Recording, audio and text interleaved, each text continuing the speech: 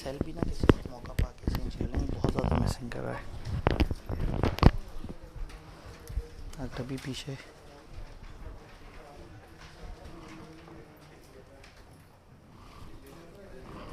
अभी मार्जिन है, आप कर सकते हैं। ठीक है।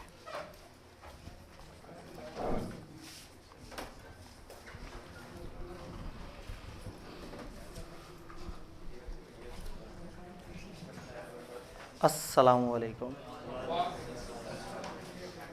इस उम्मीद के साथ कि आप लोग साथ साथ पढ़ रहे हैं और कंपनी लॉ ही पढ़ रहे हैं। आपने कहा सच भी हो जाएगा कि हम पढ़ रहे हैं, सर का भी दिल रखा जाएगा।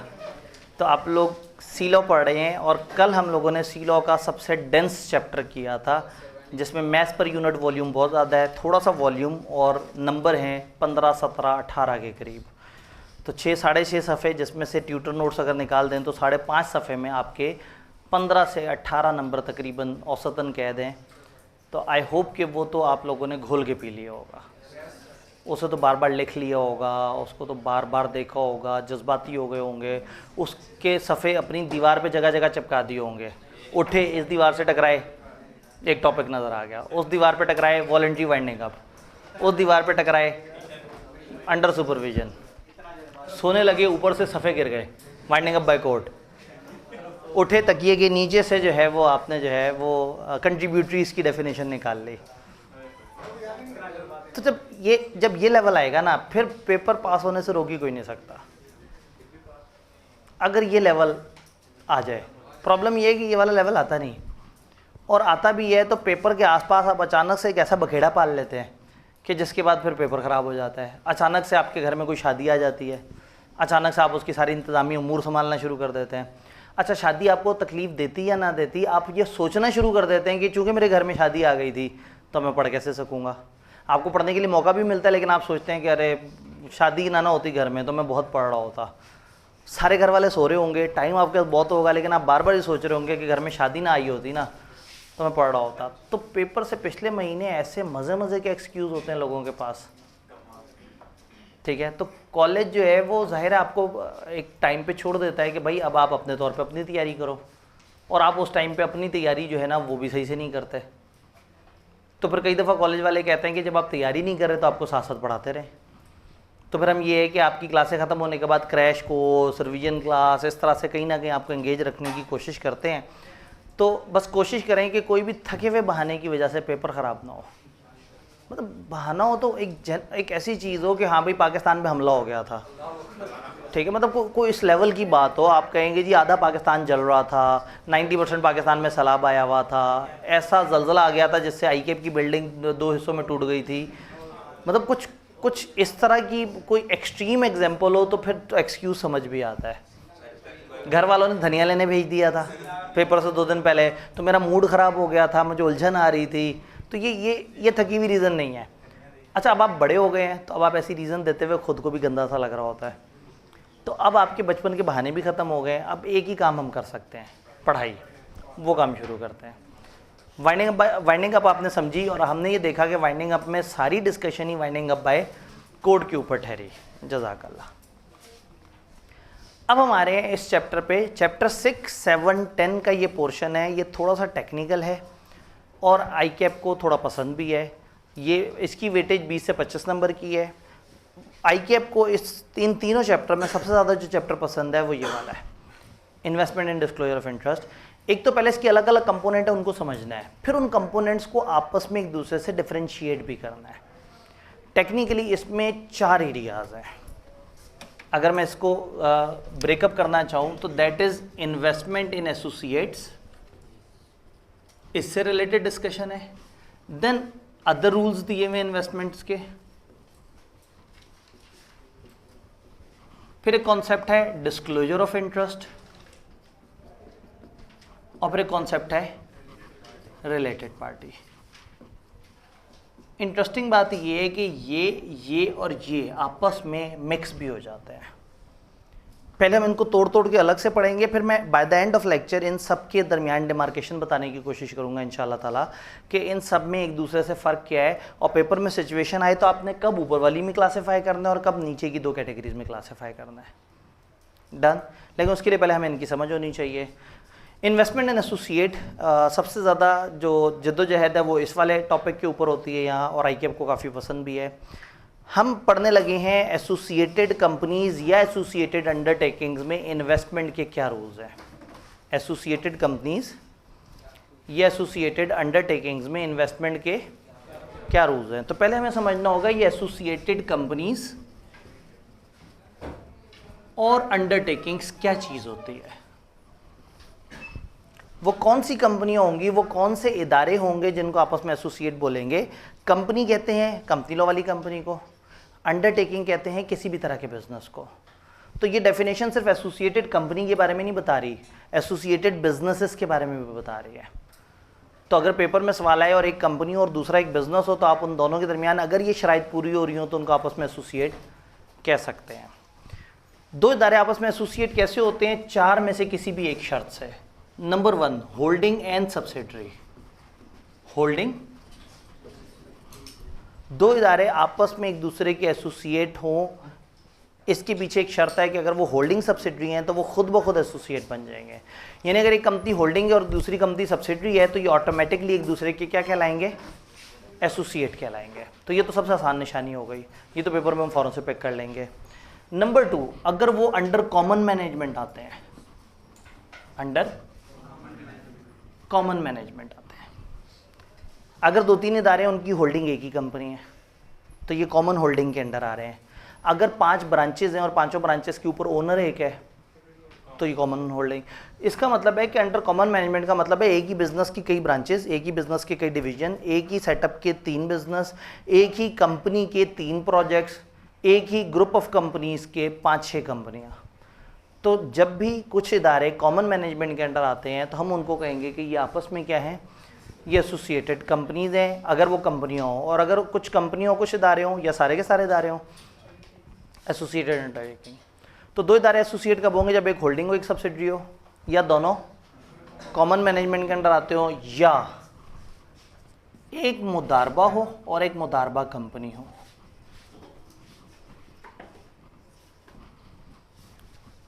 एक मुदारबा हो और एक मुदारबा कंपनी। अब ये मुदारबा क्या होता है? Islamic form of business. Normally क्या होता है कि एक पार्टनरशिप होती है 2 बंदों के दरमियान और दोनों बंदे मिलके काम कर रहे होते हैं। मुदारबा एक इस्लामिक पार्टनरशिप है जिसमें कॉमनली एक बंदा कैश लेके आता है, एक बंदा स्किल्स लेके आता है। तो ये एक इंडिविजुअल है, ये एक इंडिविजुअल है, इसने पैसे प्रोवाइड किए, इसने स्किल्स प्रोवाइड की। जो पैसे वाला है उसको हम कहते हैं रब्बुल माल, पैसे का मालिक, रब मालिक को कहते हैं। तो रब्बुल माल पैसे का मालिक, और स्किल्स लाने वाले को हम कहते हैं मुजारिब। इसको मुदारिब या मुजारिब दोनों तरह से बोलते हैं, क्योंकि इंग्लिश में जो है वो उस तरह से प्रोनाउंसिएशन नहीं होती, तो इसलिए मुदारबा या मुजारबा दोनों वर्ड्स तकरीबन एक दूसरे के सब्स्टिट्यूट होते हैं। तो ये मुजारिब है जो स्किल्स प्रोवाइड कर रहा है, और ये रब्बुल माल है जो पैसा प्रोवाइड कर रहा है। तो इस इंसान ने पैसा दिया, इसने स्किल्स प्रोवाइड की, इन्होंने मिलके एक बिजनेस किया, इस बिजनेस को मुदारबा कहते हैं। इस बिजनेस को मुदारबा कहते हैं। तो इसका मतलब है कि अगर एक सर्विस प्रोवाइडर और एक कैश वाला मिल के एक इस्लाम में एक बिज़नेस कर रहे हैं, एक ऐसा बिज़नेस जो कि इस्लाम के अगेंस्ट नहीं है, बिज़नेस कुछ भी हो सकता है, ये कुर्सियाँ बेचने का बिज़नेस हो सकता है, ये कैमरे बेचने का बिज़नेस हो सकता है, ये कोई भी किसी भी तरह का बिज़नेस हो सकता है। एक मुदारिब और एक रब्बुल माल ने मिल के एक सेटअप बनाया। रब्बुल माल भी एक से ज़्यादा हो सकते हैं, मुदारिब भी एक से ज़्यादा हो सकते हैं। तो अगर एक ऐसा अरेंजमेंट हो जिसमें कुछ सर्विस प्रोवाइडर हो, कुछ कैश प्रोवाइडर हो, और वो मिलके एक नया बिज़नेस शुरू करें, ये नया बिज़नेस एक सेपरेट लीगल एंटिटी है, ना इसका इससे ताल्लुक है ना इसका इससे ताल्लुक है। ये ज़रूर स्किल प्रोवाइड कर रहा है, ये ज़रूर पैसे प्रोवाइड कर रहा है, बट ये अलग इंसान है, ये अलग इंसान है, और ये बिज़नेस अलग इंसान है। तो मुदारबा उस बिज़नेस को कहते हैं जिसमें एक कम से कम एक सर्विस प्रोवाइडर और कम से कम एक कैश प्रोवाइडर होता है। अब अक्सर कंपनियां क्या होती हैं? अक्सर कंपनियां मुदारबा कंपनियां होती हैं। उनको अगर एक काम बड़ा अच्छे तरीके से करना आता है ना, तो उस बिज़नेस के बहुत सारे मुदारबे लॉन्च करते रहते हैं। फॉर एग्जांपल एक कंपनी है, उसको फर्नीचर में बड़ी अच्छी डील करनी आती है, तो उन्होंने सोचा कि सिंगापुर में भी कंपनी शुरू करें।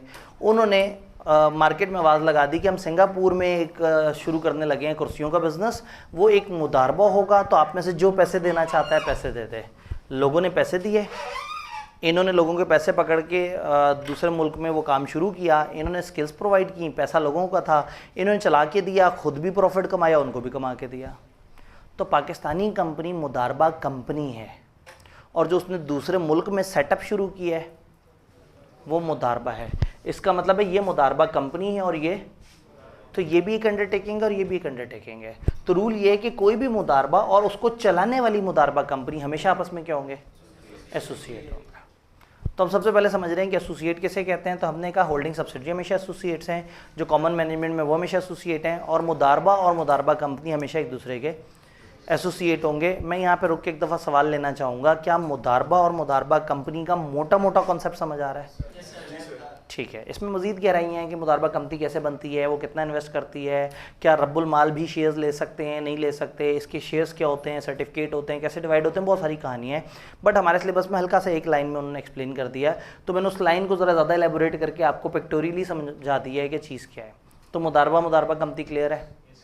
चौथा ये है कि उसमें जो एक शख्स है, एक कॉमन पर्सन होना चाहिए, एक कॉमन पर्सन हो इन बोथ। ये वाला पॉइंट किताब में ऐसे नहीं है, मैं समझाने के लिए ऐसा लिख रहा हूँ।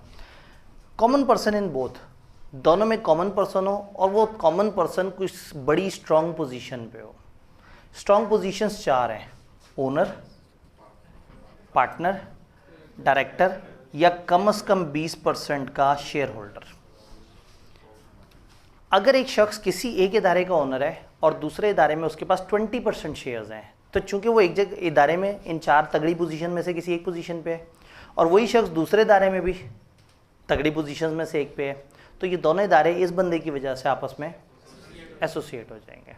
अगर एक कॉमन पर्सन किसी एक इदारे में इन 4 में से किसी पोजीशन पे है, वही इंसान, एग्जैक्टली वही इंसान किसी दूसरे इदारे में भी इन 4 में से किसी पोजीशन पे हो, तो दोनों इदारे इस बंदे की वजह से आपस में एसोसिएट हो जाएंगे। तो ये शख्स एक फर्म में पार्टनर है और एक कंपनी में डायरेक्टर है, तो फर्म और कंपनी आपस में एसोसिएट हो गए। इसका अपना एक कपड़े का बिजनेस है और एक बिजनेस में उसके 35% शेयर्स हैं, तो जहाँ 35% शेयर्स हैं और जो उसका अपना बिजनेस है वो आपस में एसोसिएट हो जाएंगे। तो ये रूल है, ये रूल समझ आ रहा है जी। अब ये शेयर्स जो है ये नॉर्मली वोटिंग राइट वाले काउंट होते हैं, जिसकी वजह से उसको कंट्रोल मिल जाता है। फिर ये शेयर्स डायरेक्ट भी काउंट होते हैं, इनडायरेक्ट भी काउंट होते हैं, यानी कि ये खुद खरीद ले या माइनर चाइल्ड या स्पाउस के थ्रू खरीद ले। माइनर चाइल्ड आपको पता है, बच्चा, छोटा बच्चा जो 18 साल से कॉमनली छोटी एज का है, और स्पाउस का मतलब शरीक हयात, मियाँ या बीवी। तो अगर एक बंदा खुद और अपनी बीवी के साथ, या एक बंदा खुद और अपने शौहर के साथ, यानी कि दोनों जेंडर्स पे अप्लाई होगा, स्पाउस का मतलब है शरीक हयात, तो एक बंदा खुद और उसका शरीक हयात मिल के भी अगर शेयर 20% से ऊपर ख़रीद लें, तो हम कहेंगे कि उस बंदे के पास 20% से ऊपर आ गए। तो डायरेक्टली एंड डायरेक्टली 20% अगर शेयर्स हैं, तो ये दोनों इदारे आपस में क्या हो जाएंगे? एसोसिएट हो जाएंगे। अब लॉ बेचारे को ये सारी बातें बताते हुए थोड़ी सी दिक्कत ज़्यादा होती है, क्योंकि उसने एक एक लफ्ज़ को बड़ा चबा चबा के बताना होता है और ध्यान करना होता है। अनफॉर्चुनेटली चूँकि डेफिनेशन है तो हमें याद करनी पड़ती है। डेफिनेशन क्या है एसोसिएटेड कंपनी अंडरटेकिंग की? 2 और मोर कंपनीज या undertakings interconnected with each other in following manner. In following manner में से किसी तरीके से इंटरकनेक्टेड है तो हम उनको कहेंगे वो एसोसिएट है। इफ़ कंपनीज और undertaking are under common management, अगर ये कॉमन मैनेजमेंट कंट्रोल के अंडर आती हैं। Number 2, if one is subsidiary of another. तीसरा, इफ़ अंडरटेकिंग इज मुदारबा मैनेज बाय द कंपनी, अगर अंडरटेकिंग मुदारबा है और उसको एक मुदारबा कंपनी चला रही है तो वो दोनों आपस में एसोसिएट हैं। फिर चौथा rule, if a person is owner या पार्टनर या डायरेक्टर ऑफ कंपनी अंडरटेकिंग, और डायरेक्टली और इनडायरेक्टली, इनडायरेक्टली में लिखा है स्पाउस माइनर चिल्ड्रन, होल्ड और control shares carrying not less than 20% of voting power in such company और अंडरटेकिंग। बेचारों को बार बार कंपनी और अंडरटेकिंग भी बोलना पड़ा है, क्योंकि लॉ तो दोनों को साथ लेके चल रहा है। तो अगर एक शख्स ओनर, पार्टनर, डायरेक्टर हो किसी भी कंपनी या इदारे में, और कम से कम 20% directly and directly voting power वाले शेयर्स हों उसके पास उस कंपनी या इदारे में, सांस लिया, इज ऑल्सो है, क्या है? ओनर या पार्टनर या डायरेक्टर या फलाना फलाना करके सारी बातें वो करके इन दैट अदर कंपनी और अंडरटेकिंग। तो अगर एक शख्स किसी एक कंपनी में इन 4 पोजीशन में है और वही शख्स किसी दूसरे इदारे में या कंपनी में इन 4 में से किसी पोजीशन पे है, इस कॉमन बंदे की वजह से वो दोनों इदारे आपस में एसोसिएट हो जाएंगे। ये रूल सबको समझ आ रहा है? पक्का, इसमें कोई कन्फ्यूजन तो नहीं? अब इस रूल की कुछ एक्सेप्शंस हैं। ये रूल है जिसमें हमने कहा डायरेक्टर या 20% शेयर्स। डायरेक्टर वाले रूल में दो एक्सेप्शंस हैं, गवर्नमेंट नॉमिनी और इंडिपेंडेंट डायरेक्टर।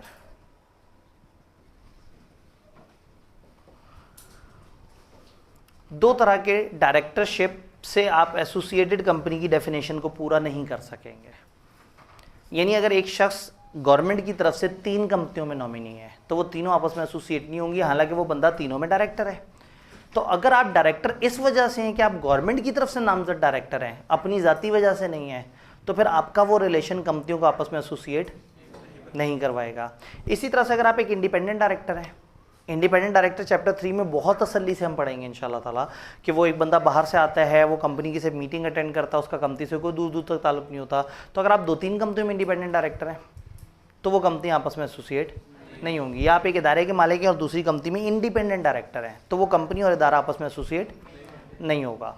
इसी तरह जो शेयर वाला रूल है इसकी भी 2 एक्सेप्शन है, CDC और ICP, इसको PIC भी बोलते हैं, फिर NIT भी बोल देते हैं। शेयर्स वाला रूल, शेयर्स खरीदने से आप जो है वो एसोसिएट बन जाते हैं। अगर एक इंसान या कंपनी के पास 2-3 कंपनियों के शेयर्स पड़े हुए हैं 20-20% से ऊपर, तो वो दोनों तीनों कंपनी आपस में क्या हो जाएंगी? एसोसिएट। माजी में किसी टाइम पे गवर्नमेंट के पास थोड़े पैसे हुआ करते थे, तो उस वक्त गवर्नमेंट अपने सरप्लस पैसे उठा के इन्वेस्ट कर दिया करती थी। कहाँ इन्वेस्ट करती थी? प्राइवेट सेक्टर में।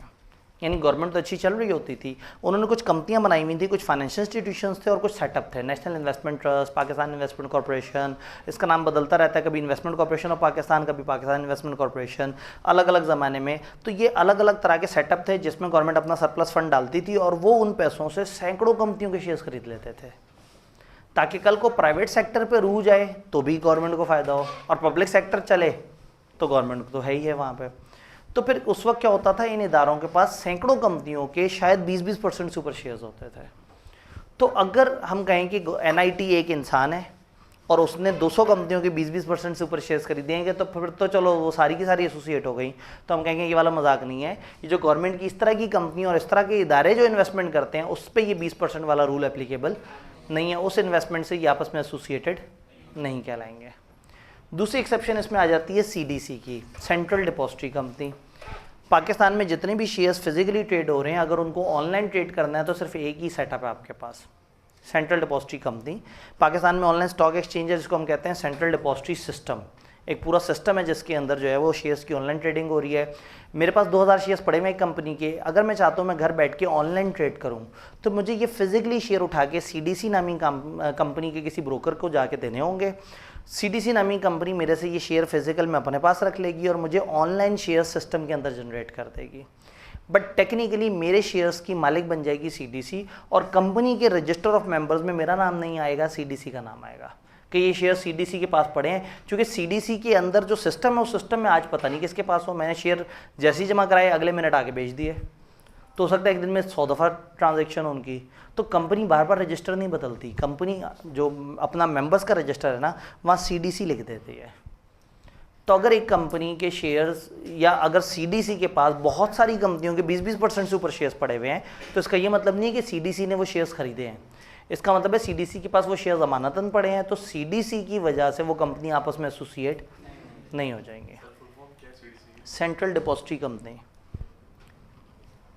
एक्सेप्शंस को देखते हैं। एक्सेप्शन, फॉलोइंग डायरेक्टरशिप और share holding shall not be considered. जब आप स्टेटस देख रहे होंगे एसोसिएटेड का, डायरेक्टरशिप जो nomination by concern minister of federal government या प्रोविंशियल गवर्नमेंट की वजह से होती है, डायरेक्टरशिप जो इंडिपेंडेंट डायरेक्टर वाली होती है, शेयर्स जो कि NIT ने या ICP ने लिए होते हैं या किसी फाइनेंशियल इंस्टीट्यूशन ने जो गवर्नमेंट के अंदर आए होते हैं, और इसी तरह से शेयर जो कि in the name of CDC register हुए हुए होते हैं वो।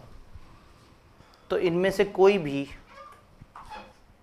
एसोसिएट का रिलेशन डेवलप नहीं करवा पाएगा। इन 4 एक्सेप्शन के अलावा जब भी ये वाली शर्त एप्लीकेबल होगी तो वो कंपनियां या अदारे आपस में एसोसिएट हो जाएंगे। तो नॉर्मली ये जो डेफिनेशन है इसको हम 3 हिस्सों में डिवाइड कर सकते हैं। सबसे पहले 4 कंडीशंस हैं फिर चौथी कंडीशन में 4 रिलेशंस हैं और फिर 4 एक्सेप्शंस हैं। तो ये 4 के 3 सेट बनते हैं। 4 कंडीशंस याद कर लेनी है, चौथी कंडीशन के अंदर की चारों बातें आपको पता होनी चाहिए, और फिर इस चौथी कंडीशन की 4 एक्सेप्शन। ये 4 एक्सेप्शन इस कंडीशन की हैं, मोर स्पेसिफिकली इन 2 पॉइंट्स की हैं। वो कहते हैं ना, फॉलोइंग डायरेक्टरशिप या शेयर होल्डिंग काउंट नहीं होगी। अब देन इन्वेस्टमेंट की एक डेफिनेशन है, जब आप देखें तो इन्वेस्टमेंट के अंदर उन्होंने हर चीज़ शामिल कर दी। लोन दें, एडवांस दें, इक्विटी दें, गारंटी दें, किसी भी किस्म का एक इदारे की तरफ से दूसरे इदारे को किसी भी मद में पैसे जाएं तो वो इन्वेस्टमेंट है। कॉमनली हम इसको 2 कैटेगरीज में डिवाइड कर देते हैं, इक्विटी और डेट। इक्विटीज़ आप किसी कंपनी के शेयर्स में इन्वेस्ट करें, डेट इज़ आप किसी कंपनी को लोन दें, उधार दें, और वो कंपनी जो है वो फिर आपको आपका उधार वापस कर रही हो। जब हम इन्वेस्टमेंट की बात करते हैं तो फिर एसोसिएटेड कंपनी हमने समझा ही क्यों। हम अभी तक इतनी बहस इसलिए कर रहे थे कि हमें समझ आ जाए कि आपस में कनेक्टेड रिलेटेड इदारे कौन से होते हैं। अब जब हमें समझ आ गया कि आपस में कनेक्टेड रिलेटेड इदारे कौन से होते हैं, अब हम इसको समझा सकते हैं। आप ये देखिए कि हमारी कंपनी है, कंपनी में एक डायरेक्टर है और डायरेक्टर की अपनी एक कंपनी है जिसका वो ओनर है। तो कंपनी का पैसा, और डायरेक्टर कहता है कि जी कंपनी के पैसे उठा के इस वाली कंपनी में इन्वेस्ट कर देते हैं जहाँ वो खुद ओनर है। तो इसमें ख़तरा ये है कि अगर कंपनी का पैसा उठ के इन्वेस्ट हो गया किसी डायरेक्टर के रिलेटेड कंसर्न में, तो ये एक अच्छी बात नहीं है। ये ऐसे ही है जैसे पाकिस्तान में मोटरवे बनाने का ठेका मिल जाए वज़ीर आज़म के फॉर एग्जांपल कज़न को, पाकिस्तान में जो है वो सेहत कार्ड का कॉन्ट्रैक्ट मिल जाए वज़ीर आज़म के गहरे दोस्त को, पाकिस्तान में जो है वो कोई ख़ास किस्म की नेशनल शिपिंग वगैरह से रिलेटेड जो कॉन्ट्रैक्ट है वो मिल जाए वज़ीर आज़म के जो है वो समझें भाई को। तो इस तरह की जब बात होगी तो हम पाकिस्तानियों का दिल दुखेगा। हम कहेंगे हमारा मुल्क है, ये हमारा पैसा है, हमारा पैसा जिधर जा रहा है वो कम से कम ऐसे लोग होने चाहिए जो इंडिपेंडेंट हो। वरना क्या होगा, ये बड़े वज़ीर आज़म, वज़ीर, मुशीर ये अपनी सीट का फ़ायदा उठाएंगे और फिर कंपनी के पैसे यानी कि पाकिस्तान के पैसे उठा के सारे अपने रिलेटेड रिश्तेदारों में बांट देंगे। तो अब रूल ये है कि ये इतने आराम से अलाउड नहीं है।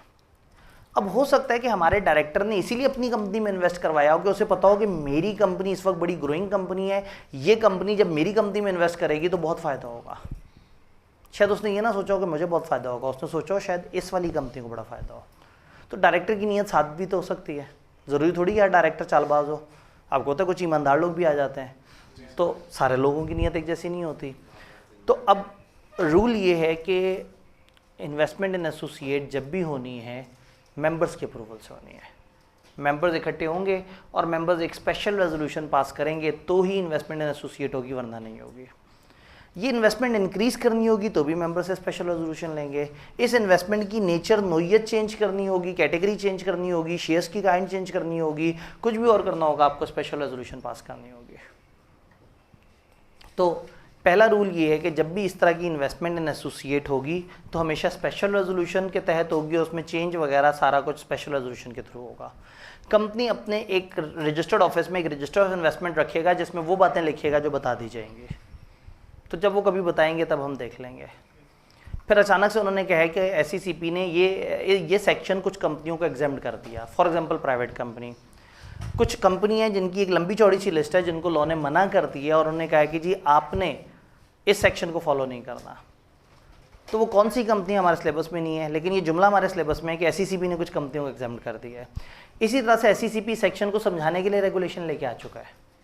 वो रेगुलेशन हमारे सिलेबस में नहीं है, लेकिन ये जुमला हमारे सिलेबस में है कि SECP सेक्शन को समझाने के लिए रेगुलेशन ला चुका है। तो इस सफ़े ने इन 3 लाइनों के बाद कुछ नहीं बताया। उन्होंने कहा हम कुछ कंपनियों को एग्जाम्प्ट कर देंगे जिसको हम चाहें, हम रेगुलेशन लेके आएंगे जो हम चाहें, आपको रजिस्टर बनाना है उसमें वो लिखो जो हम चाहें। तो कुछ भी नहीं बताया, बस ये कह दिया कि ये 3 बातें हैं जिसके ऊपर हमने रूल्स लाए हुए हैं और आप जब हम रूल आपको बताएंगे आप उस रूल को फॉलो करेंगे।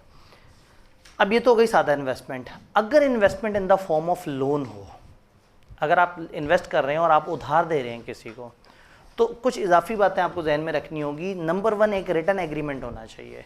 जब एक एसोसिएटेड कंपनी दूसरी कंपनी में इन्वेस्ट कर रही है तो एक राइटिंग में एग्रीमेंट होना चाहिए बाकायदा, और उसमें सारे पॉइंट्स दिए हुए हों कि क्या नेचर है लोन की, क्या पर्पज़ है, क्या टाइम पीरियड है, क्या रिटर्न मिलेगा, कितना कमीशन फ़ी है, रीपेमेंट स्केड्यूल क्या है, सिक्योरिटी क्या होगी, पेनल्टी क्या होगी अगर डिफ़ॉल्ट वगैरह हो जाए।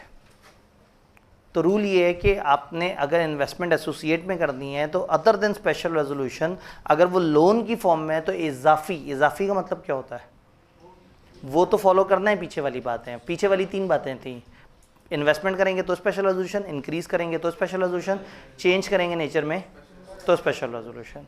अब हम कह रहे हैं कि अगर लोन है तो पहले तो एक रिटर्न एग्रीमेंट हो जो क्लियरली सारी बातें बताए। नंबर 2, रिटर्न ऑन इन्वेस्टमेंट आपकी बोरोइंग कॉस्ट से नीचे नहीं होना चाहिए।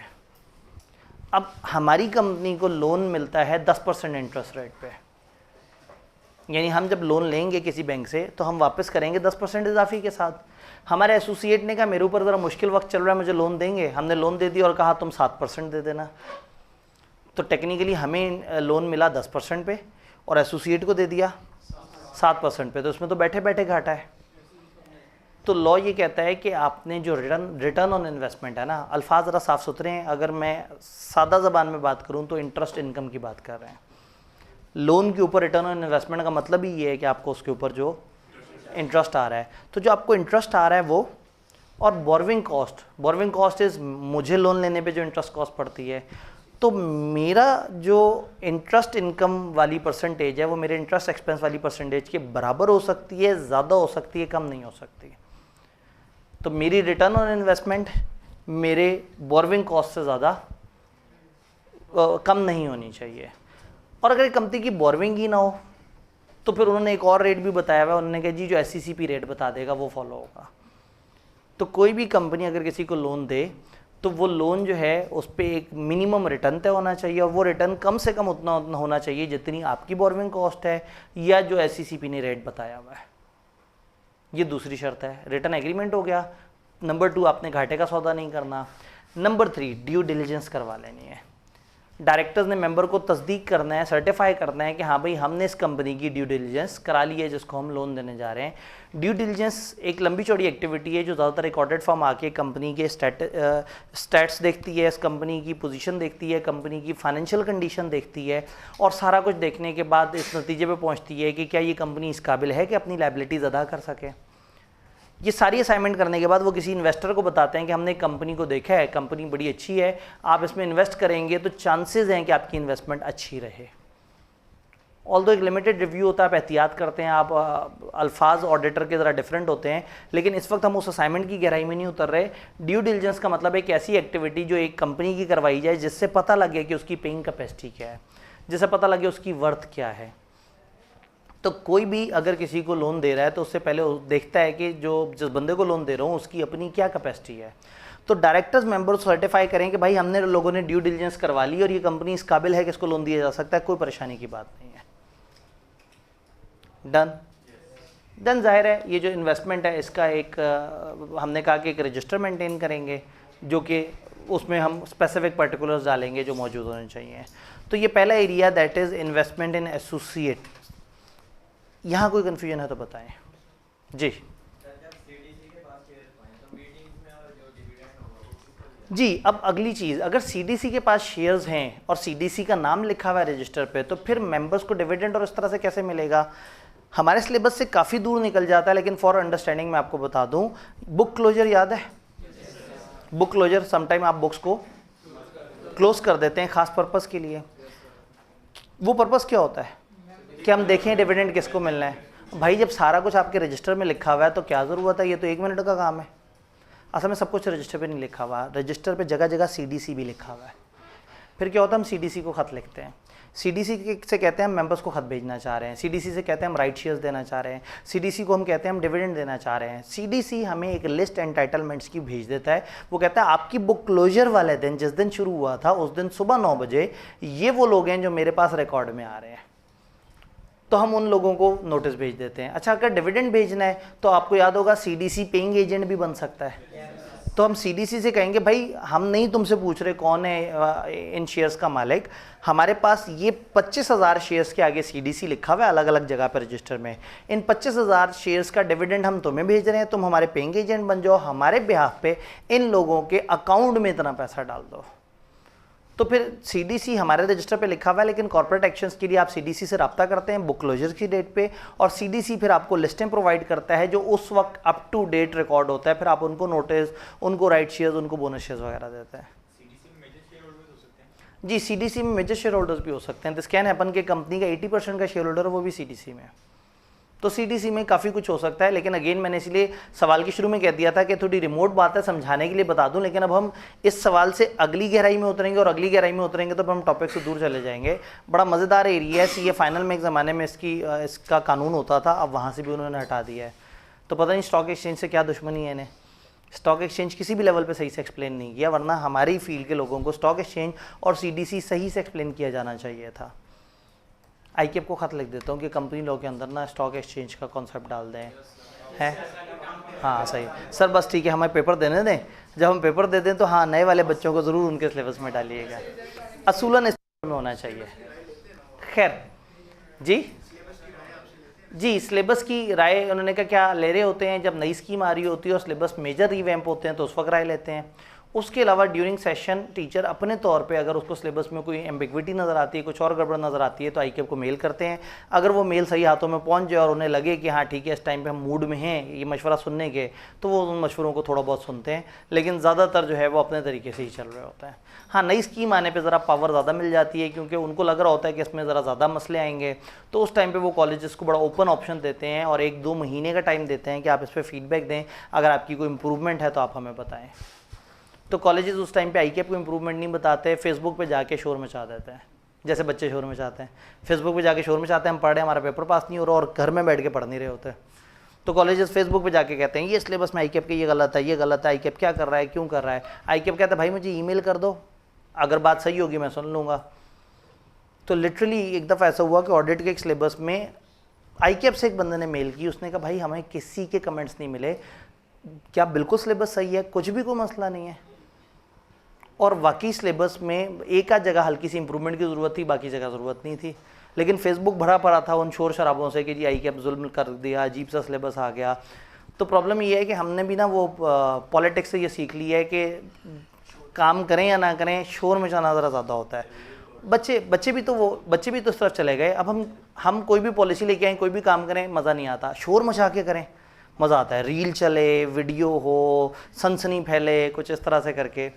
तो आप लोग असल में आदी हो गए हैं, आपको ख़बर वही नज़र आती है जो ज़रा बहुत चमकदार सितारों के साथ हो, जिसमें बहुत ज़ोर से बात हो रही हो। तो हमारा ऑडियंस बेचारा जो है ना ऐसा हो गया जिसके लिए कॉलेज बेचारे डिसेंसी छोड़ के जो है ना वो मार्केटिंग पे लग गए। फेसबुक पोस्ट आईकेएफ करता है, आईकेएफ का अपना फेसबुक पेज है और उस पर बड़ी ही डिसेंट पोस्टें करता है और उसके नीचे बच्चे बहुत ही वाहियात कमेंट्स करते हैं और वह बड़े गमों गुस्सा निकालते हैं वहाँ पे। और फिर आईकेएफ को फिर गुस्सा भी आता है उन बातों पे। आईकेएफ अच्छी पॉलिसी भी लेके आए ना, बच्चे उधर भी ऐसी बातें करते हैं, वो कहते हैं ठीक है अब ये बच्चे डिजर्व ही नहीं करते, लेकिन काश दामन वक्त में इतनी ज़्यादा गुंजाइश होती। इसीलिए मैंने कहा था सीडीसी का किस्सा खुलेगा तो उसमें से अंदर चीज़ें निकलती चली आएंगी। Investments second thing, other rules for investment. Other rules ये हैं कि कंपनी की जो इन्वेस्टमेंट्स है ना वो कंपनी के खुद के नाम पे होनी चाहिए, किसी और XYZ के नाम पे नहीं होनी चाहिए। यानी हमारी कंपनी ने जितने भी शेयर्स खरीदे हुए वो हमेशा हमारी कंपनी के नाम पे होने चाहिए। हमारी कंपनी ने जितने भी लोन दिए हुए हैं वो कंपनी के नाम पे, यानी कंपनी जब भी इन्वेस्ट करे वो कंपनी के अपने ज़ाती नाम पे हो, कंपनी के किसी ऑफिसर के नाम पे ना हो या किसी भी और बंदे के नाम पे ना हो। एक एक्सेप्शन तो आपको पहले से पता है, CDC। कंपनी ने इन्वेस्टमेंट की, कंपनी के नाम पे थी, कंपनी जब CDC में लेके गई उस इन्वेस्टमेंट को तो किसके नाम पे चली गई? CDC। ये अलाउड है।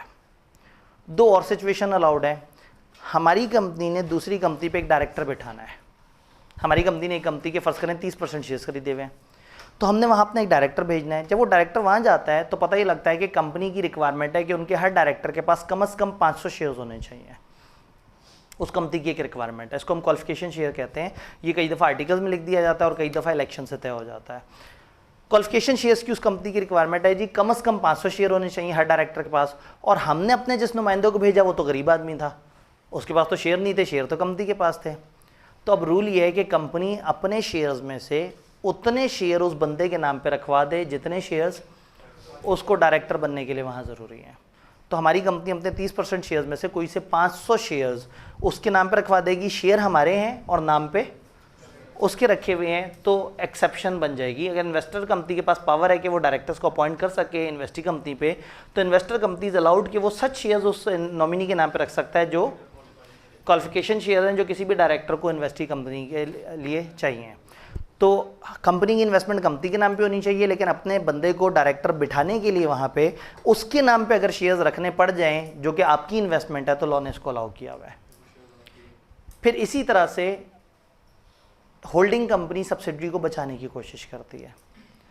सब्सिडरी कंपनी जो है उसके मिनिमम नंबर ऑफ मेंबर तो हर कंपनी के होते हैं। एक सब्सिडरी है जिसकी मिनिमम नंबर ऑफ मेंबर कम हो गए हैं। भाई कंपनी थी उसकी 20 मेंबर्स थे, हमारी कंपनी होल्डिंग है, हमारे पास 80% शेयर्स थे और 20% शेयर्स थे 20 और लोगों के पास। वो 20 लोगों ने सारे शेयर उठा के एक इंसान को दे दिए। तब कंपनी के 2 शेयर होल्डर हो गए, हम 80% के साथ और दूसरा 20% के साथ। कंपनी है पब्लिक कंपनी, और पब्लिक में कम से कम कितने होने चाहिए? 3। और अगर मिनिमम से नीचे चलते रहे 180 डेज तक, तो हम पर्सनली लायबल हो जाएंगे अपनी सब्सिडरी के लिए। तो हमारा कसूर भी कोई नहीं, हमारी वजह से तो नहीं मिनिमम नंबर से नीचे बात गई है। तो लॉ ने हमें अलाउ किया है कि अगर हम अपनी सब्सिडरी कंपनी को इस अताप से बचाना चाहते हैं तो हम अपनी इन्वेस्टमेंट में से कुछ 1-2 शेयर उठा के कुछ नॉमिनीज के नाम पे दे दें ताकि नंबर ऑफ मेंबर्स इंक्रीज कर जाए। तो रूल ये है कि होल्डिंग कंपनी में hold any shares in subsidiary company name of its nominee if number of members of subsidiary company has reduce below required. अगर उसके मेंबर्स मिनिमम से नीचे चले जाते हैं तो उसको बचाने के लिए हमें ये अलाउड है कि हम अपने कुछ नॉमिनीज़ के नाम पे शेयर रखते हैं। ये सबसे ज़्यादा सेक्शन इस्तेमाल होता है होली ओन्ड सब्सिडरी में। होली ओन्ड सब्सिडरी क्या होता है? एक कंपनी ने दूसरे के 100% शेयर्स खरीद लिए। अब जब 100% शेयर्स खरीद लेंगे तो उस कंपनी का तो मेंबर ही एक रह जाएगा, वो तो एसएमसी बन जाएगी। तो उसको मिनिमम के स्टेटस तक लाने के लिए आप अपने कुछ नॉमिनीज़ को 1-1, 2-2 शेयर दे देते हैं, तो भी आप होली ओन्ड होल्डिंग कहलाते हैं, वो होली ओन्ड सब्सिडरी कहलाती है। आप होली कंट्रोल कर रहे होते हैं उसे। आपकी इन्वेस्टमेंट में से कुछ दूसरे बंदे के नाम पे हो गई क्योंकि आप अपनी सब्सिडरी कंपनी को बचाना चाह रहे थे। डन। यहाँ पे एक रजिस्टर का जिक्र है। हम ये कहते हैं कि जो आपकी इन्वेस्टमेंट कोई भी ऐसी इन्वेस्टमेंट है जो आपके नाम पे नहीं है तो अजीब सी बात है, मशकूक सी बात है। भाई इन्वेस्टमेंट कंपनी की और नाम पे किसी और इंसान की आ रही है। अगर ये ओपनली अलाउ हो जाएगा तो फिर पता नहीं कंपनियों की कितनी कितनी इन्वेस्टमेंट है उनके डायरेक्टर्स के नाम पे होंगी, और कल को डायरेक्टर निकल जाएंगे और कोई नोटिस भी नहीं करेगा। तो कंपनी की इन्वेस्टमेंट कंपनी के नाम पे होने के बजाय डायरेक्टर के नाम पे क्यों हो गई, आपको रीज़न देनी पड़ेगी। आप एक रजिस्टर मेंटेन करेंगे, ऐसी तमाम इन्वेस्टमेंट्स का जिक्र करेंगे जो कंपनी के नाम के अलावा किसी और के नाम पे है। ये रजिस्टर आप अपने रजिस्टर्ड ऑफिस में रखेंगे। ये रजिस्टर अगर कोई मेंबर देखना चाहे तो फ्री उसे देख सकता है, जनरली इजाज़त नहीं होती, लेकिन ये सेक्शन ने इजाज़त दे दी। उसने कहा रजिस्टर फ्री है, कोई भी मेंबर आके इस रजिस्टर को देखना चाहे दिन में 2 घंटे के लिए कम से कम ये रजिस्टर अवेलेबल होगा, वो आके देख सकता है। अगर वो इसमें से कॉपी ले जाना चाहे या इस पूरे रजिस्टर की अटेस्टेड कॉपी लेना चाहता है तो उसको अप्लाई करना होगा कंपनी को। उसकी एप्लीकेशन के 7 दिन के अंदर उससे थोड़े से पैसे लेके कंपनी उसको उस रजिस्टर की कॉपी दे रही होगी। तो आपको एक रजिस्टर मेंटेन करना है अपने पास जो हर वक्त हर दिन आपने 2 घंटे के लिए कम से कम ओपन रखना है, फ्री। जो आके देखना चाहे फ्री है, पढ़ना चाहे फ्री है, लेकिन जो उसकी कॉपी ले जाना चाहे उस पैसे देने पड़ेंगे, अप्लाई करना पड़ेगा, और एप्लीकेशन के 7 दिन में आप उसको तस्दीक शुदा कॉपी देने के पाबंद है। तो ये इन्वेस्टमेंट इन एसोसिएटेड कंपनी में इस तरह से है। अगर एक मेंबर इंस्पेक्ट करना चाहता है रजिस्टर और उसको नहीं करने दिया जाता है तो वो शिकायत कर सकता है रजिस्ट्रार को, और रजिस्ट्रार फिर ज़बरदस्ती इंस्पेक्शन का ऑर्डर जारी कर सकता है। तो इस चैप्टर में जो इन्वेस्टमेंट से रिलेटेड डिस्कशन है वो उसमें ज़रा ज़्यादा टाइम लगता है, बाकी 2 टॉपिक ज़रा थोड़े ज़्यादा सीधे से हैं। तो हमें इन्वेस्टमेंट इन एसोसिएट और अदर जो रूल्स हैं वो समझ आए। इनसे रिलेटेड कोई एक सवाल? कोई सवाल नहीं है? असल में वक्त को भी तो साथ साथ देखना है ना। अब आते हैं तीसरे पॉइंट की तरफ, डिस्क्लोजर ऑफ इंटरेस्ट। अगर किसी डायरेक्टर का किसी मामले में कोई ताल्लुक है, अगर एक डायरेक्टर का किसी मामले में कोई ताल्लुक है, भाई हम एक कॉन्ट्रैक्ट कर रहे हैं जो डायरेक्टर के भाई के साथ है, हमें कॉन्ट्रैक्ट कर रहे हैं जो डायरेक्टर की कंपनी के साथ है, हम एक डायरेक्टर को किसी खास पोजीशन पे बिठाने का कॉन्ट्रैक्ट कर रहे हैं। अगर हमारी कंपनी के किसी भी कॉन्ट्रैक्ट में हमारे किसी भी डायरेक्टर का कोई ताल्लुक आ जाता है किसी भी वजह से, इसका मतलब है कि वो उसमें इंटरेस्टेड है। इंटरेस्ट का मतलब उसका ताल्लुक है। तो ऐसे में उस डायरेक्टर को चाहिए कि वो कंपनी को क्लियरली बताए कि फ़लाना कॉन्ट्रैक्ट में मेरा एक ताल्लुक है। कंपनी एक बंदे से कुर्सियां खरीदने लगी और डायरेक्टर के कज़न की वो कंपनी है और ऐसा कज़न जिसके साथ डायरेक्टर के बड़े पर्सनल कॉन्टैक्ट्स हैं, तो ऐसे में हम ये कहेंगे कि डायरेक्टर को चाहिए कि वो कंपनी को बताए कि ये आप कुर्सियां जिससे ख़रीद रहे हैं वो मेरा करीबी कज़न है, वो बंदा। डायरेक्टर का अगर इंटरेस्ट है, हम कुर्सियां खरीदने लगे एक ऐसी पार्टनरशिप से जिस पार्टनरशिप में 10% का मालिक हमारा डायरेक्टर भी है, तो डायरेक्टर को चाहिए कि कंपनी को बताए। तो रूल नंबर 1 है, उसको कंपनी को खुल्लम खुला बताना चाहिए कि मेरा एक इंटरेस्ट है, ताकि कंपनी वाले देख लें, अच्छी तरह से सोच लें कि हाँ भाई उससे डील कर रहे हैं, तो ऐसा ना हो कि डायरेक्टर के इस इंटरेस्ट का हमें कोई नुकसान हो जाए। नंबर 2, जब उसकी वोटिंग हो रही होगी, उस डिसीजन को लिया जा रहा होगा, जब डायरेक्टर्स की महफिल में डिस्कशन होगी कि हाँ भाई ये कॉन्ट्रैक्ट करें या ना करें, वो वाला डायरेक्टर वोट नहीं कर सकेगा। वो डायरेक्टर बैठा होगा लेकिन ना कोरम में काउंट होगा और ना वो वोटिंग कर सकता है। और अगर लिस्टेड कंपनी हुई तो वो तो डायरेक्टर वॉकआउट कर जाएगा, डायरेक्टर फिजिकली भी मीटिंग में उस वक्त मौजूद नहीं होगा ताकि वो आंखों से भी इशारे ना कर सके बाकियों को। तो रूल ये है कि अगर डायरेक्टर का इंटरेस्ट है तो नंबर 1 वो डिस्क्लोज करे और नंबर 2 क्या करे, वोट ना करे। अगर वो इंटरेस्ट रखता है और डिस्क्लोज ना करे या वोट डाल बैठे तो हम कहेंगे उसने फिड्यूशरी बिहेवियर की खिलाफ वर्जी की। चैप्टर 3 में जाएंगे तो वहाँ आता है कि डायरेक्टर अगर फिड्यूशरी खिलाफ वर्जी करे तो उस वक्त हम देखेंगे कि डायरेक्टर से एक्सपेक्टेड है कि वो डिस्क्लोजर करे अगर उसका इंटरेस्ट है और फिर वो वोट ना डाले। अब डिस्क्लोजर के ऊपर एक बहस है, डिस्क्लोजर कब करना है, किस तरह से करना है। अगर तो जिस वक्त मीटिंग होने जा रही है उससे पहले आप उस कॉन्ट्रैक्ट में पहले से इंटरेस्टेड है डायरेक्टर्स की मीटिंग में, तो मीटिंग में जाते साथ ही जैसे ही मुद्दा डिस्कस हो आप कहें भाई इस मुद्दे में मैं इंटरेस्टेड हूँ।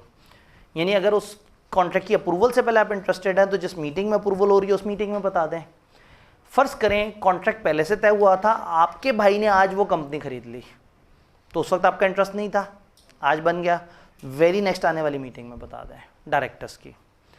तीसरा ये भी हो सकता है कि डायरेक्टर्स ने अप्रूव ही नहीं किया, डायरेक्टर के पास आया ही नहीं वो कॉन्ट्रैक्ट गया एम्प्लॉइज़ लेवल पे, एम्प्लॉइज़ ने अप्रूव कर दिया। अब इसको पता है कि ऐसा कॉन्ट्रैक्ट अप्रूव है जिसमें मेरे भाई को काम मिला है, तो ये आने वाली डायरेक्टर मीटिंग में फ़ौरन से बताए कि मेरे भाई को एक काम मिला है, तो मैंने सोचा आप लोगों को बता दूँ। तो जो डिस्क्लोजर है ये अगर तो कॉन्ट्रैक्ट होना है तो उसमें डिस्कस होगा, नहीं तो जो वेरी नेक्स्ट डायरेक्टर मीटिंग होती है आप उसके अंदर बता रहे होते हैं। फिर बजाय इसके कि एक डायरेक्टर बार बार नोटिस दे, हमारा एक डायरेक्टर है जिसके 40% शेयर्स हैं कंपनी में और हम उस कंपनी से बार बार ट्रांजैक्शन करते हैं, तो जब जब ट्रांजैक्शन करेंगे ये गरीब तो नोटिस दे दे के रुल जाएगा। तो लॉ ने इजाज़त दी है कि आप एक जनरल नोटिस दे सकते हैं जो साल तक वैलिड रहे, वो साल तक वैलिड रहेगा। वो नोटिस जो है वो आप एक दफ़ा डायरेक्टर्स को दे देंगे, जब फाइनेंशियल ईयर ख़त्म होने वाला होगा तो लास्ट मंथ में आप उसको रिवाइज कर देंगे, वो अगले पूरे साल के लिए वैलिड हो जाएगा। तो रूल ये है कि आप डिस्क्लोज कर सकते हैं अपना इंटरेस्ट मीटिंग में, और अगर एक ऐसा मामला है जिसमें बार बार डिस्क्लोजर देना हो, परमानेंट लेवल का इंटरेस्ट हो, ज़्यादा लॉन्ग टर्म हो, तो फिर आप 1 साल का नोटिस दे सकते हैं। फिर आपको हर मीटिंग में दोबारा नोटिस नहीं देना, वो एक नोटिस काफ़ी सफिशिएंट रहेगा। जल्दी से इस वाली बात को कर लेते हैं। टाइमिंग ऑफ डिस्क्लोजर, अगर ट्रांजैक्शन या arrangement required director approval before startup, तो फिर जो मीटिंग जिसमें डिस्कशन स्टार्ट होगी आप उसमें बताएंगे, या आपके इंटरेस्टेड होने के बाद जो वेरी फर्स्ट मीटिंग होगी आप उसमें बताएंगे। अगर डायरेक्टर का अप्रूवल रिक्वायर नहीं कर रही तो जो फर्स्ट मीटिंग होगी, डायरेक्टर का अप्रूवल नहीं एम्प्लॉई का अप्रूवल है, तो जो वेरी फर्स्ट मीटिंग होगी आप उसके अंदर बता देंगे उसको। जनरल नोटिस हमने का बजाय इसके कि ट्रांजैक्शन बाय ट्रांजैक्शन आप नोटिस दें, आप एक जनरल नोटिस दे देंगे। ये जनरल नोटिस जो है वो आपने डायरेक्टर की मीटिंग में देना है, या पूरी कोशिश करनी है कि डायरेक्टर्स तक पहुँचे।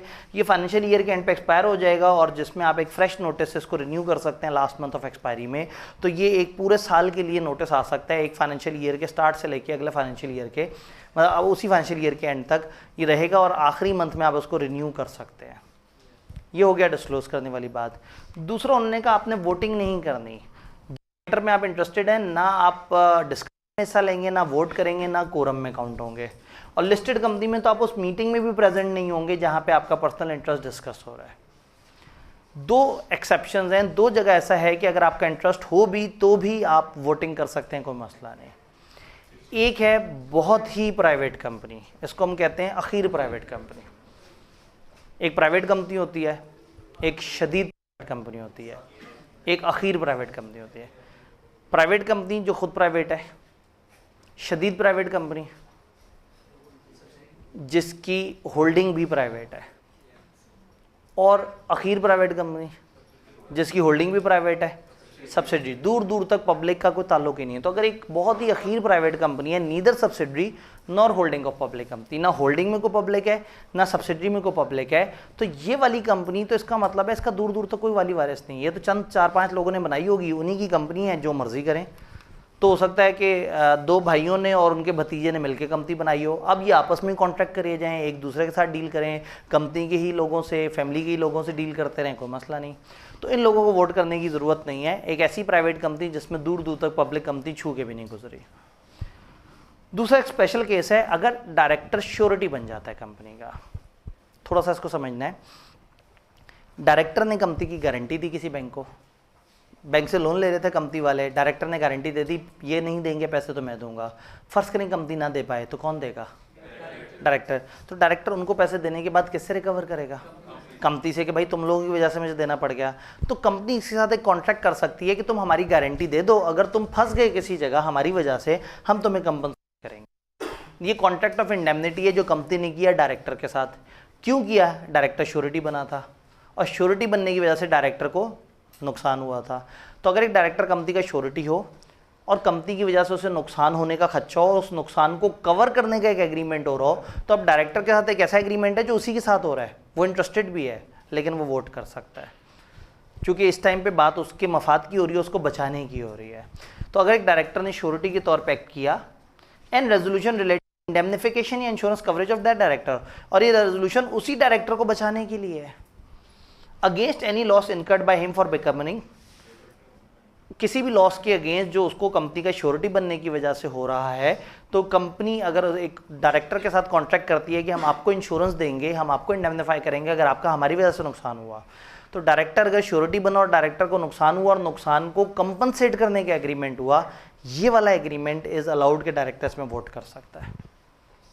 बट ये एग्रीमेंट किसी ऐसी चीज़ पे होना चाहिए जो लाइबिलिटी जेन्युइनली कंपनी की लाइबिलिटी हो और डायरेक्टर्स ने अप्रूव किया हो या मेंबर्स ने अप्रूव किया हो। ऐसा ना हो कि वो किसी भी चीज़ पे आके कंपनसेशन का एग्रीमेंट कर ले। कंपनसेशन का एग्रीमेंट सिर्फ और सिर्फ वो होगा जो डायरेक्टर्स या मेंबर्स ने प्रॉपर तरीके से ओके किया होगा कि हाँ भाई ये सिचुएशन में ये भाई साहब ने हमारी गारंटी दी थी, हम इनको कंपनसेशन देंगे। तो इसमें हर तरह की कंपनसेशन नहीं आएगी। तो ये तीसरा टॉपिक था इस चैप्टर का, which was disclosure of interest. अगर एक डायरेक्टर का कहीं कोई मफाद है, कोई ताल्लुक है, कोई वाबस्तगी है, कोई कनेक्शन है, उसका किसी मामले में कोई इंटरेस्ट है, तो उसे चाहिए एक तो वो डिस्क्लोज करे और दूसरा वो वोटिंग ना करे उस चीज़ के ऊपर। डिस्क्लोज करने में 3 पॉइंट्स पड़े, 3 तरह के टाइम है, और फिर हमने देखा एक जनरल नोटिस हो सकता है। वोट ना करने पे हमने पढ़ा कि वो वोट नहीं करेगा, कोरम भी नहीं होगा, लिस्टेड में मीटिंग से वॉकआउट कर जाएगा। एक्सेप्शन में हमने पढ़ा कि 2 केसेस में वो वोट करने की उसको इजाज़त है। आते हैं इससे आगे एक छोटे सा इंटरेस्ट ऑफ अदर ऑफिसर। ये अदर ऑफिसर के साथ भी पढ़ा जा सकता है, यहाँ भी पढ़ा जा सकता है। कोई भी और ऑफिसर जिसका कंपनी में कोई इंटरेस्ट है, कंपनी किसी मामले में, अदर देन डायरेक्टर, किसी भी ऑफिसर का कोई इंटरेस्ट है तो उसे चाहिए वो डायरेक्टर्स को बताए, डायरेक्टर से इजाज़त ले ले कि हाँ भाई मेरा इंटरेस्ट है, तो कॉन्ट्रैक्ट से पहले इजाज़त ले ले। डायरेक्टर्स के केस में था डिस्क्लोज कर दो मीटिंग में, फिर डायरेक्टर सोच लेंगे क्या करना है। अदर ऑफिसर के केस में है कि आपने उनको बता देना है। ऑफिसर जो किसी भी वे में डायरेक्टली इनडायरेक्टली इंटरेस्टेड है किसी भी अरेंजमेंट में, उसे चाहिए कि डिस्क्लोज करे nature and extent of his interest and obtain prior approval of, ना सिर्फ बताए बल्कि उनसे इजाज़त भी ले ले, ताकि जो है ये साबित हो जाए कि उस बंदे ने अपना इंटरेस्ट जो है वो उसको सामने नहीं रखा। डन। रिलेटेड पार्टी, ऊपर हेडिंग थोड़ी सी गलत हुई है, रिलेटेड पार्टी ट्रांजैक्शन। अब एक तीसरा सिनेरियो आता है, अब हम एक एसोसिएट में इन्वेस्ट नहीं कर रहे, अब हम ये नहीं कह रहे कि सिर्फ डायरेक्टर का कोई ताल्लुक, हम कह रहे हैं कंपनी का कोई ताल्लुक। कुछ लोग होते हैं जिनको कंपनी की रिलेटेड पार्टीज़ कहते हैं, इसमें कंपनियां भी होती हैं, इदारे भी होते हैं, एसोसिएट्स भी होती हैं और उसके अलावा इंसान भी होते हैं। यानी हमने क्या करना है, हमने समझना है कि कंपनी में कौन ऐसे बड़े हैं जो कंपनी के अंदर इन्फ्लुएंस रखते हैं। फिर उन बड़ों के साथ कंपनी की अगर कोई ट्रांजैक्शन हो रही हो तो उसके क्या रूल्स होने चाहिए, हम इसके बारे में समझने की कोशिश करेंगे। सबसे पहले एक छोटी सी डेफिनेशन, रिलेटेड पार्टी की डेफिनेशन। कौन कौन लोग हैं जो रिलेटेड काउंट होते हैं? ये डेफिनेशन बड़ी है लेकिन इसके सेट बना लें तो ये आसान हो जाता है। कौन कौन रिलेटेड है? डायरेक्टर या उसका कोई भी रिश्तेदार। यहाँ रिश्तेदार को उन्होंने डिफाइन कर दिया कि रिश्तेदार से मुराद है spouse, sibling, lineal ascendant and descendant. Spouse मियाँ या बीवी को कहते हैं, सिबलिंग बहन भाइयों को कहते हैं, और लीनियल असेंडेंट, आपसे ऊपर के अबव अजदाद। लीनियल का मतलब है जो आपके वालदैन, उनके वालदैन, उनके वालदैन, लाइन बाय लाइन। और इसी तरह से लीनियल डिसेंडेंट, आपकी औलाद, उनकी औलाद, उनकी औलाद। तो एक डायरेक्टर खुद, उसके वालदैन या उनके वालदैन, उसकी औलाद या उसकी औलाद, या उसकी बीवी या उसका शौहर या उसकी बहन या उसका भाई। तो डायरेक्टर खुद भी रिलेटेड है और डायरेक्टर के ये चंद रिश्तेदार भी रिलेटेड है। ये रिलेटेड, पहले हम समझ रहे हैं कौन सी ऐसी पार्टीज़ हैं जो कंपनी से बड़ी सगी हैं, बड़ी क्लोज है, वो रिलेटेड पार्टीज़ है। फिर देखेंगे उनका रूल क्या है। नंबर 2, कोई की मैनेजरियल पर्सनल, कोई भी ऐसा बंदा जो कंपनी में मेन मैनेजर पोजीशन पे बैठा है, जो मुख्तलिफ डिपार्टमेंट्स के मैनेजर होते हैं, manager HR, manager finance, manager फलाना, यानी कि वो डायरेक्टर नहीं है लेकिन मैनेजमेंट की किसी हायर पोजीशन पे बैठा है। तो जितनी भी अहम मैनेजमेंट की पोजीशन है, मैनेजर्स और उनके जितने भी रिश्तेदार हैं। तो सबसे पहले तो हम इंसानों की बात कर रहे हैं, डायरेक्टर और उसके रिश्तेदार, मैनेजर उसके रिश्तेदार। फिर 3 इदारों की बात करेंगे जिसमें ये 2 लोगों का कोई ताल्लुक है। ऐसी फर्म जिसमें हमारा डायरेक्टर मैनेजर या उसका रिलेटिव पार्टनर हो, वो भी हमारी रिलेटेड है। ऐसी प्राइवेट कंपनी जिसमें डायरेक्टर या मैनेजर मेंबर हो या डायरेक्टर हो। फिर ऐसी पब्लिक कंपनी जिसमें हमारा डायरेक्टर मैनेजर जो है या मैनेजर डायरेक्टर हो या कम से कम शेयर्स रखता हो अपने रिलेटिव्स के साथ मिला के। प्राइवेट कंपनी में हमने कहा था हमारा डायरेक्टर या मैनेजर या तो वहाँ पे डायरेक्टर हो या मेंबर हो अपनी ज़ाती कैपेसिटी में। नीचे हम कह रहे हैं कि या तो डायरेक्टर हो या मेंबर अपने रिलेटिव्स के साथ मिला के भी हो तो भी। तो ये 3 इदारे हो गए, पार्टनरशिप फर्म, पब्लिक कंपनी और प्राइवेट कंपनी, जिसमें ये ऊपर वालों का कोई ताल्लुक है। फिर 2 ऐसे आ जाते हैं जो एक दूसरे की बात सुनते हैं। कोई भी ऐसी कंपनी या लोग जहाँ के बड़े डायरेक्टर, चीफ एग्जीक्यूटिव आपकी कंपनी की बातें सुनते हो, आपके मुताबिक चलते हो, और कोई भी ऐसी कंपनी या ऐसे लोग जिनके कहने पे हम चलते हो। तो वो जो हमारे इशारे पे काम करते हो और वो जिनके इशारे पे हम काम करते हैं, वो दोनों हमारे रिलेटेड हैं। जिन पे हमारा इन्फ्लुएंस है वो भी रिलेटेड है और जिनका हम पे इन्फ्लुएंस है वो भी रिलेटेड है। तो हम कहते हैं कोई भी बॉडी कॉर्पोरेट जिसका चीफ एग्जीक्यूटिव मैनेजर कस्टम्ड आदि है कि वो एक्ट करता है in accordance with advice, direction और इंस्ट्रक्शन ऑफ डायरेक्टर मैनेजर। हमारे इन डायरेक्टर या मैनेजर के कहने पे जो लोग चलते हैं वो भी हमारे रिलेटेड है।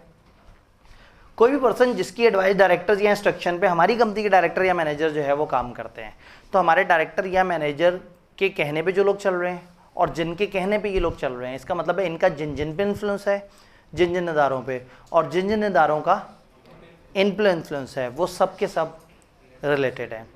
ये जो हम कहते हैं ना उनकी एडवाइस पे चलते हैं, इसमें एडवाइस में प्रोफेशनल एडवाइस शामिल नहीं है। फॉर एग्जांपल आपने एक इन्वेस्टमेंट करने से पहले एक ऑडिट फर्म से प्रोफेशनल एडवाइस ली कि मैं ये इन्वेस्टमेंट करूँ या ना करूँ, उन्होंने आपको एडवाइस दी। अब उन्होंने हुक्म नहीं दिया, आप उनके इशारों पे नहीं चल रहे, आपने प्रोफेशनली उनसे ये एडवाइस परचेज़ की है।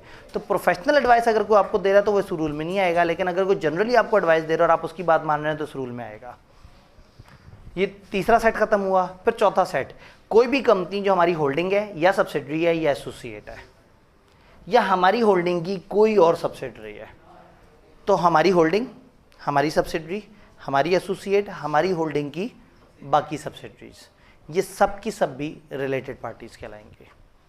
और जब थक गए तो उन्होंने कह दिया such other person has may be specified, इसके अलावा भी कभी हमारा दिल किया तो हम बता देंगे। तो अगर आप गौर से देखें तो इस दफ़ा कंपनी का ताल्लुक कम है और कंपनी के लोगों का ताल्लुक ज़्यादा है। होल्डिंग, सब्सिडरी, और इसमें सिर्फ इस पॉइंट में हमें कंपनी का ताल्लुक नज़र आ रहा है, बाकी हर जगह कंपनी के बड़ों के ताल्लुक नज़र आ रहे हैं। तो रिलेटेड पार्टी और एसोसिएटेड कंपनी या अंडरटेकिंग में फ़र्क है। एसोसिएटेड कंपनी या अंडरटेकिंग उन 4 में से किसी एक लिंक की वजह से बनती हैं और वो कंपनी या अंडरटेकिंग होती है, यहाँ कुछ इंसान भी काउंट हो रहे हैं। अब हमने क्यों समझा है रिलेटेड पार्टी को, ये जानना क्यों ज़रूरी है कि कौन हमारे रिलेटेड पार्टीज़ हैं।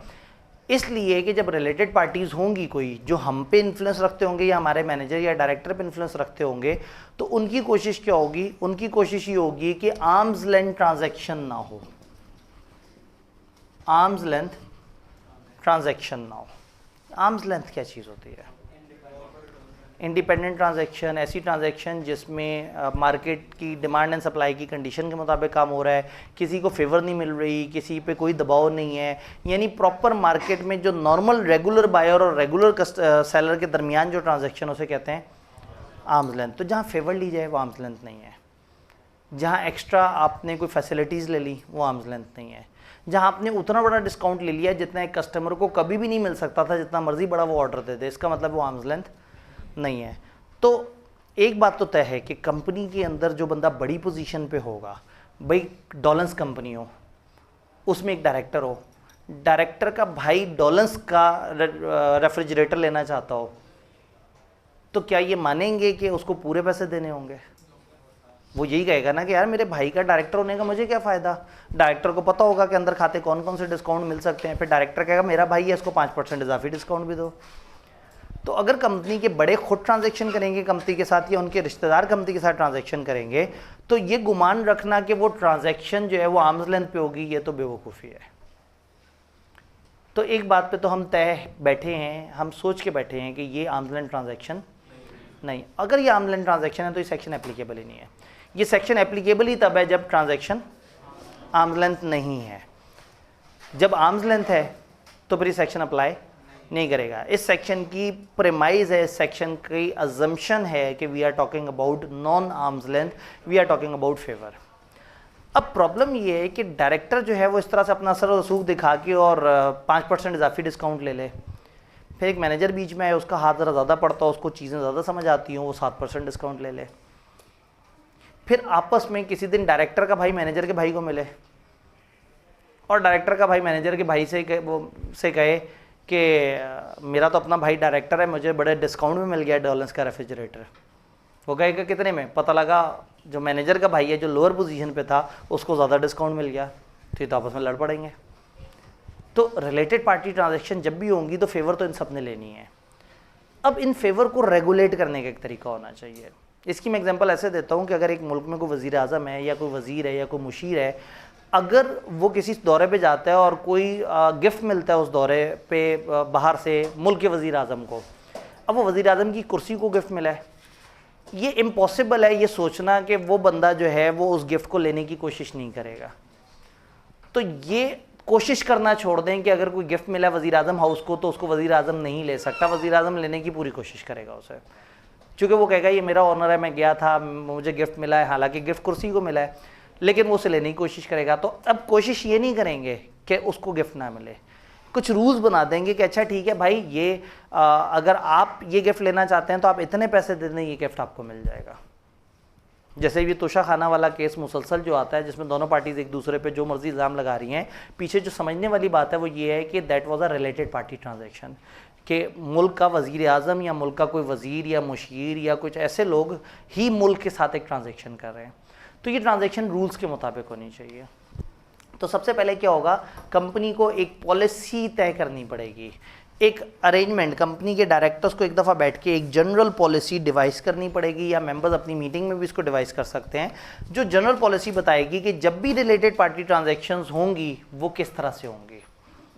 यानी अगर कंपनी की रिलेटेड पार्टीज़ कंपनी से या कंपनी रिलेटेड पार्टी से कोई चीज़ बाय या सेल करे, कोई चीज़ लीज पे ले, एक दूसरे को कोई चीज़ किराए पे दें, एक दूसरे को कोई सर्विसेज दें, एक दूसरे से कोई एसेट्स की खरीदो फरोख्त करें, एक दूसरे से कोई नॉन कैश ट्रांजैक्शन करें, जब भी ये दोनों एक दूसरे से किसी भी किस्म की ट्रांजैक्शन करें तो एक लिस्ट उन्होंने दे दी, sale purchase, sale otherwise dispose of, leasing, rendering of service, appointment of agent for purchase of sale वगैरह, और या इनको किसी भी ऑफिस ऑफ प्रॉफिट में अगर अपॉइंट करे।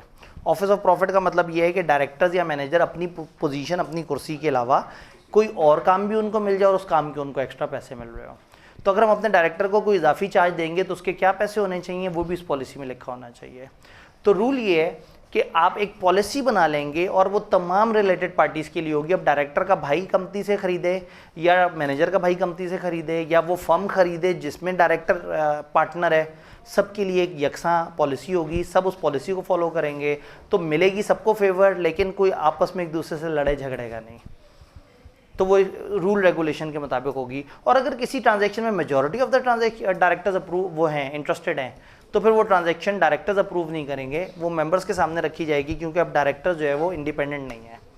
ऑफिस ऑफ प्रॉफिट किताब ने डिफाइन करने की कोशिश की, कोई भी थिंग आप अगर रिसीव करें by way of remuneration over and above अपनी रेम्युनरेशन एज डायरेक्टर, यानी कि डायरेक्टर बनके जो आपको सैलरी और बाकी सारी चीज़ें आपको मिलनी थी और जो पर्क्स थे उसको हम नहीं बात कर रहे। डायरेक्टर की कुर्सी के अलावा अगर किसी कुर्सी पे जाने का, किसी पोजीशन पे जाने का आपको कोई एक्स्ट्रा बेनिफिट मिला तो उसको हम कहेंगे ऑफिस ऑफ प्रॉफिट।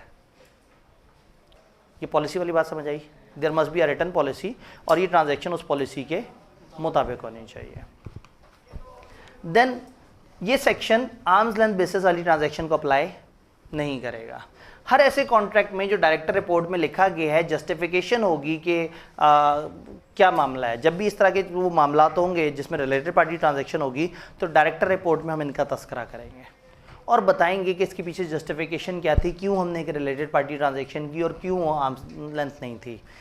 SECP भी आपको एक रिकॉर्ड बता सकता है, जब वो बता देगा तो याद रखिएगा आपने उसे फॉलो करना है, तो जब वो बता देंगे आपने उस रिकॉर्ड को भी फॉलो करना है। अगर एक कॉन्ट्रैक्ट वगैरह आप एंटर करते हैं और बगैर इस तरह की अप्रूवल लिए, बगैर पॉलिसी को फॉलो किए या बगैर मेंबर्स की अप्रूवल लिए, तो वो कॉन्ट्रैक्ट गलत है, वॉइडेबल है। अगर कंपनी चाहे तो कंपनी आपको कह सकती है कि ये कॉन्ट्रैक्ट वॉइडेबल होगा, वो कॉन्ट्रैक्ट रिवर्स करना होगा।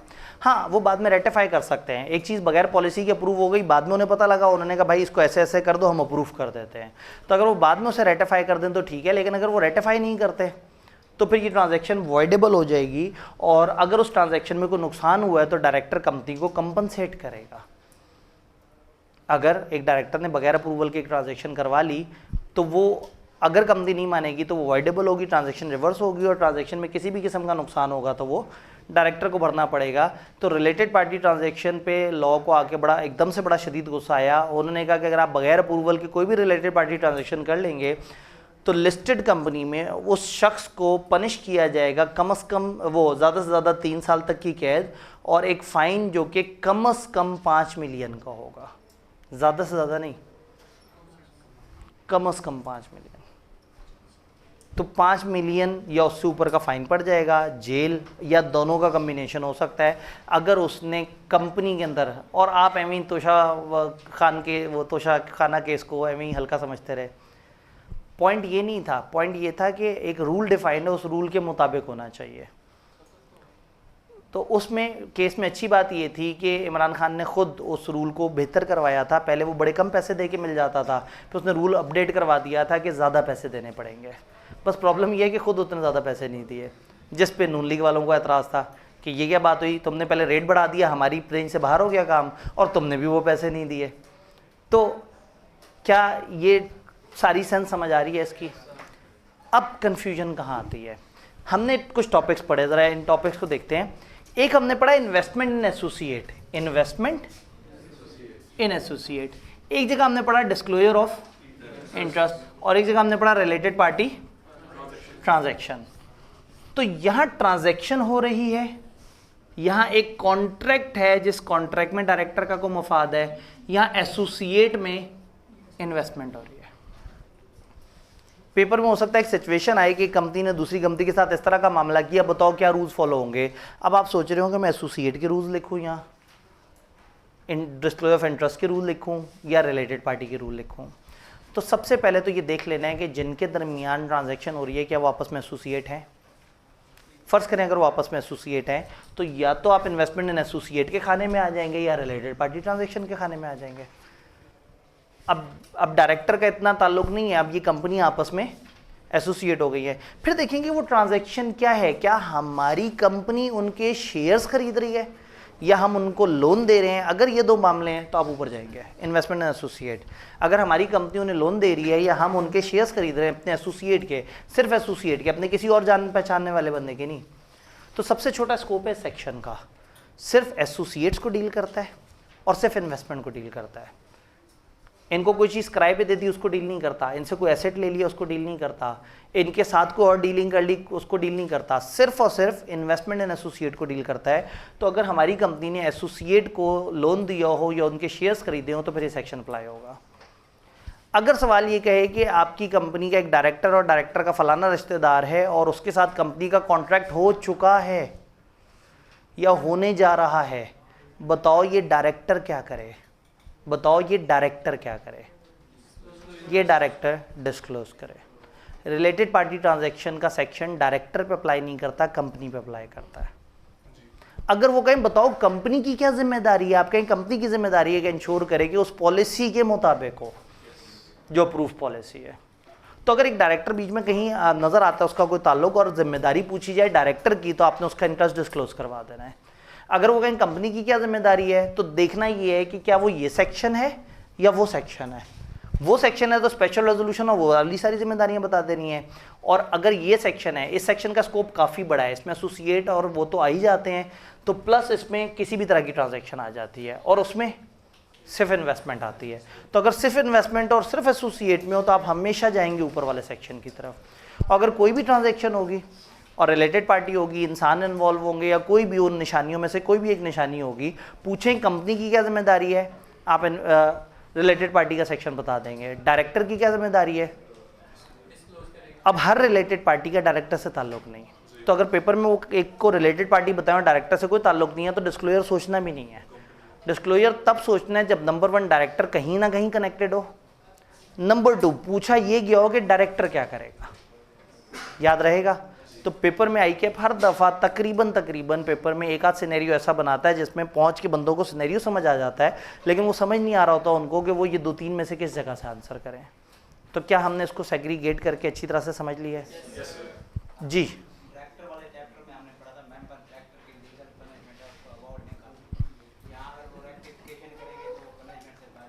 जी, कोई भी ऐसी चीज़, इन्होंने कहा हमने डायरेक्टर के चैप्टर में पढ़ा था कि मेंबर्स डायरेक्टर्स को बचा नहीं सकते, और अभी थोड़ी देर पहले हमने एक और जगह भी तो पढ़ा है, डायरेक्टर की इंडेमनिफिकेशन। इसका मतलब है कंपनी लॉ ने जहाँ खुद इजाज़त देती ना, वो कहते हैं खबरदार तुम गरीब लोग कोई रूल नहीं पास कर सकते, मैं जो मर्जी कर दूँ, तो ये उन्होंने एक्सेप्शन दे दी। तो जब लॉ ने कह दिया कि ये चीज़ अलाउड है, अगर रेटिफाई हो जाए तो ये अलाउड है, तो जहाँ जहाँ लॉ अलाउ कर देगा हम नज़रें झुका लेंगे अदब से, और जहाँ लॉ ओपन होगा वहाँ हमारे ऊपर वो रेगुलर पाबंदियाँ होंगी।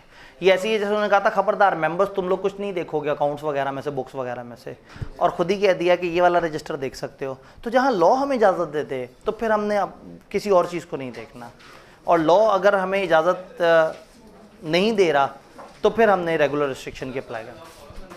क्या सारे लॉ फॉलो करने होते हैं? नहीं, आप एक दो छोड़ना चाहें तो छोड़ दें, पकड़े गए तो सज़ा होगी, लॉ सारे फॉलो करने होते हैं।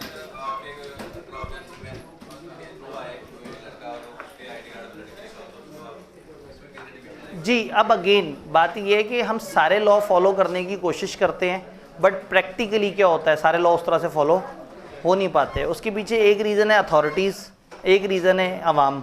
अवाम कानून फॉलो करना नहीं चाहती, अथॉरिटीज़ उसको देखना नहीं चाहते। असूलन